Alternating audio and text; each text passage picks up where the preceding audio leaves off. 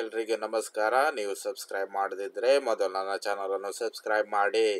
ಇಂದಿನ ವಿಷಯ, ರಾಹುಲ್ ಗಾಂಧಿ ಅವರು, ಕಾಂಗ್ರೆಸ್ ನಾಯಕ ಅವರು ಸ್ಟೇಟ್ಮೆಂಟ್ ಕೊಟ್ಟಿದ್ದಾರೆ. ಏನಂತ ಹೇಳಿದರೆ, ಜನರ ಗಮನ ಬೇರೆಡೆ ಸೆಳೆಯಲು ಮೋದಿ ತಂತ್ರ. ಮೊದಲ ಹಂತದ ಚುನಾವಣೆಯಿಂದ ನಿರಾಸೆಗೊಂಡ ಮೋದಿ ಈ ರೀತಿ ದ್ವೇಷಕಾರಿ ಹೇಳಿಕೆ ನೀಡುತ್ತಿದ್ದಾರೆ. ದೇಶದಲ್ಲಿ ಬೆಲೆ ಏರಿಕೆ ಸೇರಿದಂತೆ ನಾನಾ ಸಮಸ್ಯೆಗಳಿವೆ. ಆದರೆ ಪ್ರಧಾನಿ ನೈಜ ಸಮಸ್ಯೆಗಳ ಬಗ್ಗೆ ಚರ್ಚಿಸದೆ ಜನರ ಗಮನ ಬೇರೆಡೆ ಸೆಳೆಯಲು ಸುಳ್ಳು, ದ್ವೇಷಕಾರಿ ಮಾತನಾಡುತ್ತಿದ್ದಾರೆ. ಆದರೆ ಅವರ ಸುಳ್ಳಿನ ಅಂತ್ಯ ಹತ್ತಿರದಲ್ಲೇ ಇದೆ ಎಂದು ರಾಹುಲ್ ಗಾಂಧಿ, ಕಾಂಗ್ರೆಸ್ನ ನಾಯಕ ಹೇಳಿದ್ದಾರೆ. ನಿಮಗೆ ನನ್ನ ವಿಡಿಯೋ ಇಷ್ಟವಾದರೆ ಲೈಕ್ ಮಾಡಿ, ಸಬ್ಸ್ಕ್ರೈಬ್ ಮಾಡಿ, ಕಮೆಂಟ್ ಮಾಡಿ.